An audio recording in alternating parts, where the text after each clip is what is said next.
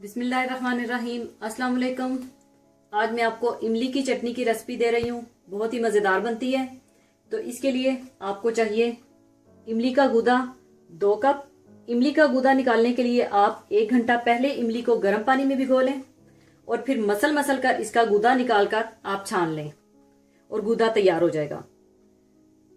चीनी 3/4 कप। चीनी आप अपनी मर्जी से कम या ज्यादा भी कर सकते हैं। नमक 1/2 टीस्पून, लाल मिर्च पाउडर 1 टीस्पून और जीरा 1 टीस्पून चाहिए होगा। सबसे पहले आप एक बर्तन में इमली का गूदा,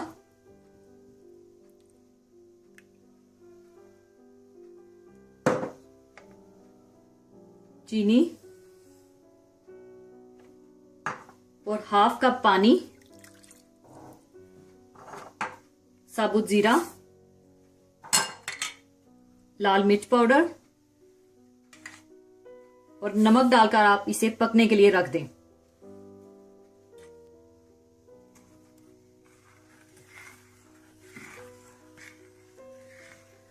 अच्छी तरह से इसको आप मिला लें।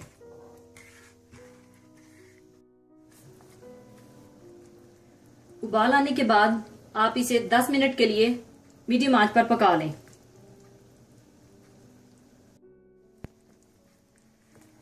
दस मिनट हो चुके हैं। इमली की चटनी तैयार हो चुकी है। अब इसे मैं एक बर्तन में निकाल लूंगी ठंडा होने के लिए।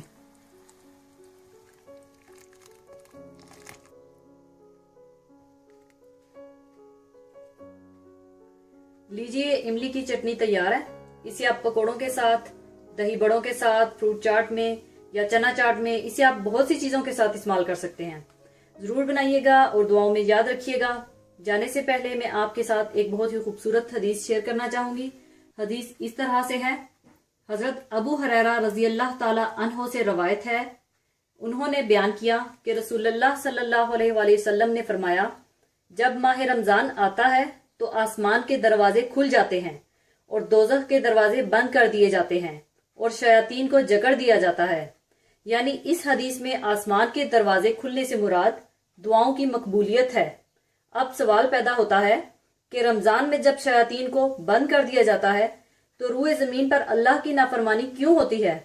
तो इसका जवाब यह है कि औलादे आदम को गुमराह करने वाली कई कुव्वतें मुतहरक हैं। सिर्फ एक कुव्वत को बेबस कर दिया जाता है। और मेरी अल्लाह ताला से दुआ है कि अल्लाह ताला हमें अपने नफ्स पर काबू पाने की हिम्मत व ताकत दे। आमीन सुम्मा आमीन। इसी के साथ ही मैं आपसे इजाजत चाहूंगी। अपना बहुत ख्याल रखिएगा, दुआओं में याद रखिएगा। अल्लाह हाफिज।